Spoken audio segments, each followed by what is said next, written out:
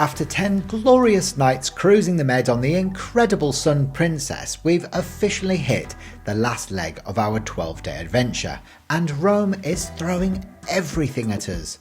On day 2, we fueled up with a heavenly breakfast at the Rose Garden Hotel, soaked our travel-weary bones in a spa that could double as a Roman bathhouse, and then reunited with Anne and Stuart at the Pantheon for some sightseeing, and maybe a little bit of people watching. Okay, a lot.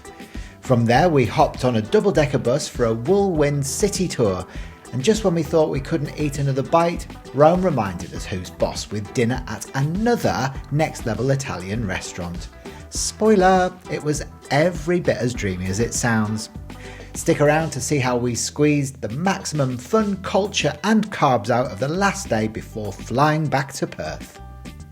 Wow, okay, so that was a whirlwind 2 days in Rome, wasn't it? So since we last filmed, which was the day that we arrived, feels like we've packed loads in, but to summarise, we've done a couple of lovely dinners, haven't we?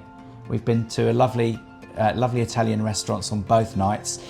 Both of them have been sort of within close proximity to the Trevi Fountain, which was spectacular, wasn't it? Very busy though, but the restaurants have been absolutely amazing, and we've opted for proper, Italian cuisine both times, haven't we? Yeah. Stuart's recommendations, he's been to one of the restaurants before and has chosen both of them and did a great job. So that was lovely. Is my microphone on? Yeah. Yeah, it's cool. What did we do yesterday? Well, it's difficult because it's all a bit of a blur, but yesterday we ended up, first of all, going to the Spanish Steps. Is that right? Was that yesterday? Yesterday was spa day. Oh, no, that was today. Spanish Steps we already talked about. Sorry, it's all a blur. Yeah, that's right. So we did a spa, and that's in the hotel that we're staying at, and it's called the Rose Garden Palace, the hotel. It's beautiful here. And we actually booked it because it has the spa facilities, and it's like these beautiful sort of, it's in the basement, and it's got these gorgeous arches and a lovely, it's almost like a pool area, but it's not a proper pool, it's more like a plunge pool, if you know. It's almost like a hydro pool. It's actually quite a big pool, isn't it? It's quite a big square thing. Yeah. Yeah. And it was lovely and relaxing in there, wasn't it? So you sort of chilled out by the pool whilst I had my massage, and then vice versa, and had some really just relaxing time, just for ourselves, until we went back out later on the day to meet Anne and Stuart at the Pantheon.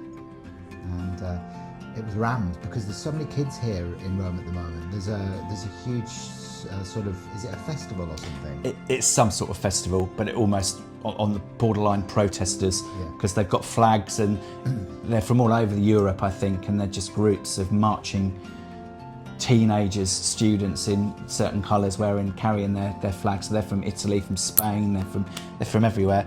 And it seems getting in the way a bit. Yeah, they are very much in the way, and it seems that they have propaganda sort of stuff with them as they go. They're talking about Gaza and Lebanon, and all the usual things that people like to draw attention to.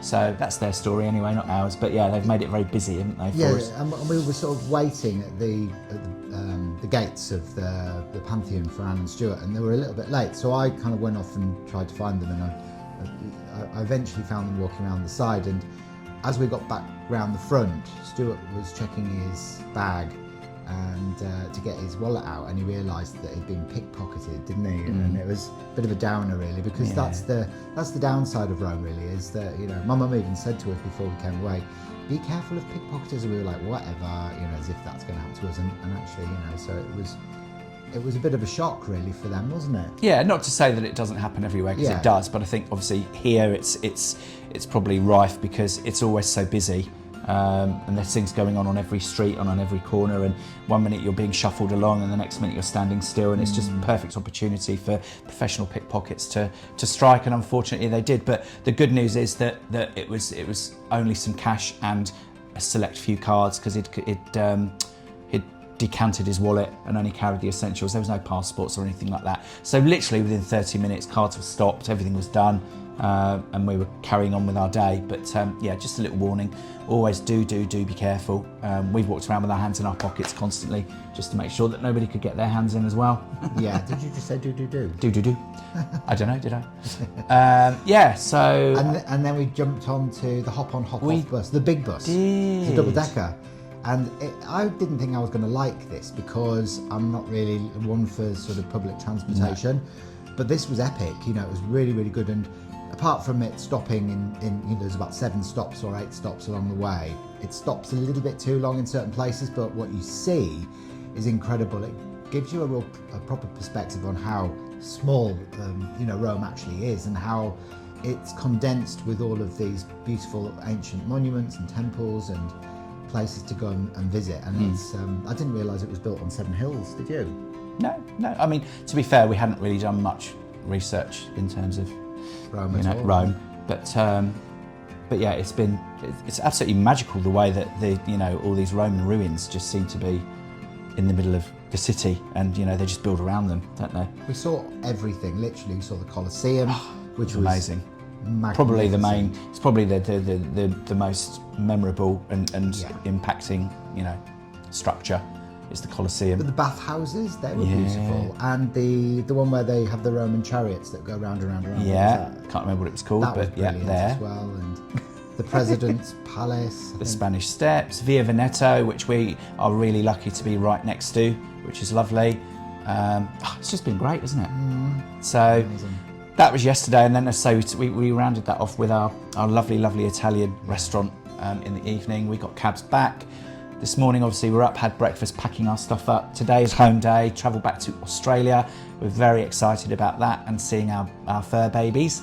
So we've had a wonderful time. We're just reflecting on the whole trip, and it feels like we've been away forever. It's only just over 3 weeks, but it does feel like, because we've been to so many places, you know, it's been one of those. So, you know, we started in France, and then we've gone to Istanbul, and then we've travelled from Istanbul through to Rome via Greece and Sicily. We've enjoyed time in Naples and Taormina, and now we're here in Rome, and now we're flying back through Doha and Qatar and back to Perth. Yeah, and all the little things that have happened along the way, like you know, my case being lost in Toulouse, Stuart being pickpocketed, Monty being poorly in the kennels. Yeah, and so there's always trials and tribulations, isn't there, whenever you go away. Yeah, so, but it's all come good. It all has come good in the end. It's all come good. It's amazing. So please don't forget to like, subscribe and follow to our channel. We really appreciate that, because you know, when we get home, there's a lot of, you know, work that goes into the creation of these videos. So not only are we filming whilst we're away, which we love, don't we, but it's also, you know, there's a lot of hard work that goes into the production of each episode. Yeah. So if you're enjoying what you're seeing, you'd like us to continue, you know, doing this, then please leave a comment and let us know if there's any locations in the world that you'd like us to go and visit as well, because we're open to suggestions, aren't we? Of course we are, and especially if you're paying. So yes, we do appreciate any support, likes and comments, as Hayden said, and we're going to sign off now because we have to get ourselves ready to fly. We've got it's only about just over 20 hours this time instead of 30, so it's not so bad, but yeah, we will see you on the other side. Bye for now. Bye for now. Bye. Rome isn't just a city you visit, it's a city you walk through in layers. Every street feels like it's telling a story that's thousands of years old, and yet somehow still very much alive. Founded, according to legend, in 753 BC, Rome grew from a small settlement into the heart of one of the greatest empires the world has ever known. At its peak, the Roman Empire stretched across Europe, North Africa and the Middle East, and the echoes of that power are still everywhere you look. Architecturally, Rome is breathtaking because it's not one single style. You've got ancient Roman engineering, like arches, domes and aqueducts, designs so advanced they're still used today. The Pantheon, for example, has the world's largest unreinforced concrete dome, and nearly 2,000 years later it's still standing perfectly. That's Rome's brilliance. Then there's Renaissance and Baroque Rome, where art and architecture were used to inspire awe and devotion. Grand churches, dramatic fountains and ornate palazzos turn the entire city into an open-air gallery. You're never just sightseeing here. You're constantly stopping, staring and saying, how is this real? And here's a surprising fact that really sums Rome up. Modern Rome is built directly on top of ancient Rome. In some places you can literally go underground and walk through layers of history. Ancient homes, temples and streets lined beneath cafes, shops and apartments that people live in today. It's like the city never erased its past, it simply stacked the present on top of it. Rome doesn't rush you, it invites you to slow down, soak it in and remember that history isn't something behind glass. Here it's all around you, under your feet, and very much alive.